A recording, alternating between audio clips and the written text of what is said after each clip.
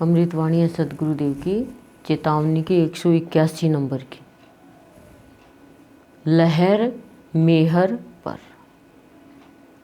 लहर मेहर पर। इस अमृतवाणी में सदगुरुदेव हमें समझाना चाह रहे हैं कि मनुष्य जब गुरुदेव के पास में आते तो उनके जीवन में लहरें उठती, काम की, क्रोध की, ईर्ष्या, द्वेष की, किसी मनुष्य के व्यवहार की। तो इससे क्या होता? उनका जीवन दुखी, चिंतित ऐसे रहता। लेकिन गुरुदेव हमें हर वक्त समझाते रहते हैं कि तुम सत्संग कर रहे हो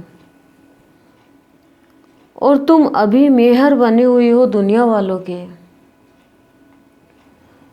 वस्तुओं के, काया के, रिश्तेदारों के। लेकिन जिस दिन तुम ये कहोगे ना कि हे सद्गुरु, मैं तेरा अंश, मैं तेरा अंग, मैं तेरी आत्मा हूँ, तेरी ही आत्मा का अंश हूँ, तू परमात्मा है। हे प्रभु, मैं आत्मा और तू परमात्मा, ये आत्मा रूपी पत्नी है, ये आज दासी बन कर के तेरे चरणों में बैठ कर के तुझे पुकार रही है, प्रार्थना कर रही है कि भगवान अब मेरे रोम रोम में, मेरे अंग अंग में प्यार और भाव की लहर उठा दो। इन विचारों को भाव की लहर बना दो, भावनाओं को सद्भावना की लहर बना दो। भगवान मन के अंदर जो भी तरंगे हैं विकारों की, उनको हटा करके शांति की तरंगे उठा दो।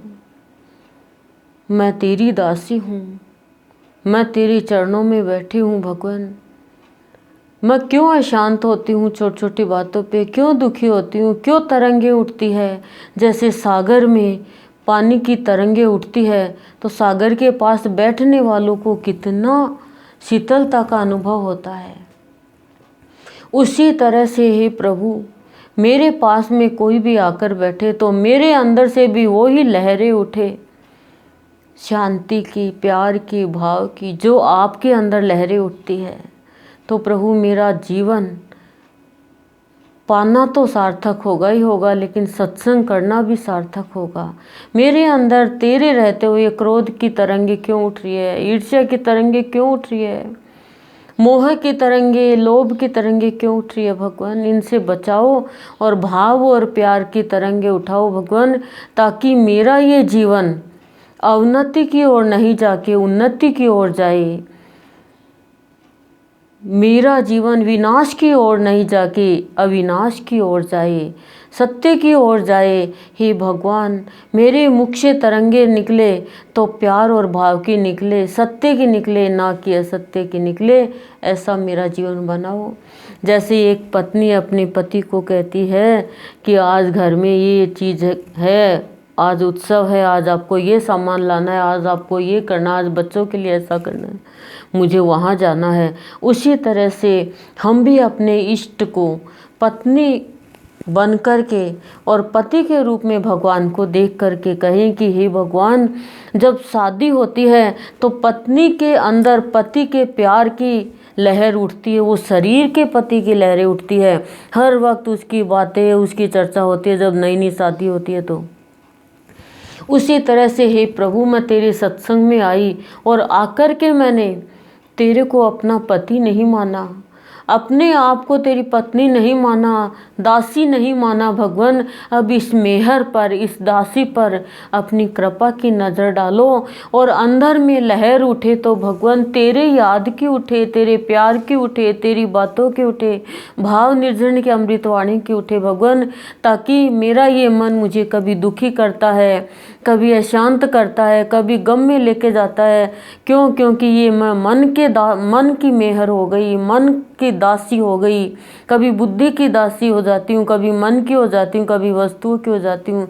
हे भगवान, ये मन और बुद्धि मेरे दास बन जाए और मैं तेरी दास बन जाऊँ, इतनी कृपा कर दो भगवान। और सदा सदा हर पल हर क्षण मेरे अंदर तेरी ही लहर उठती रहे। खाऊं तो, पीऊं तो, उठूं तो, सोऊं तो, दुनिया की बातों की लहर नहीं उठे, कोई भी डर की लहर, स्वार्थ की लहर, ये लहर नहीं उठे। लहर उठे तो बस तेरी लहर उठेगी। मेरा भगवान कितना प्यारा है, मेरा भगवान कितनी सुंदर बांसुरी बजाता है, मेरा भगवान धनुष बाण लिए हुए मेरे लिए खड़ा है।